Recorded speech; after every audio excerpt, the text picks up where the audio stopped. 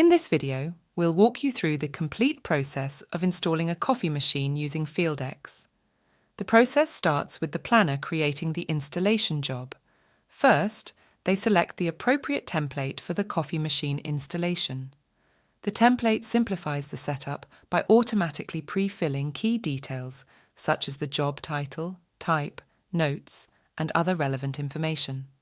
Not only that, but the template also helps populate individual tasks, required spare parts, and their quantities for the installation, making it super easy for the planner to create jobs.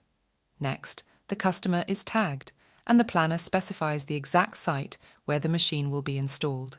For example, a pantry on level 4 of an office unit. The asset, meaning the specific coffee machine, is then selected for installation at the site.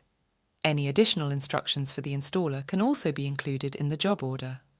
The address is auto-filled based on the selected customer, ensuring the installer knows exactly where to go.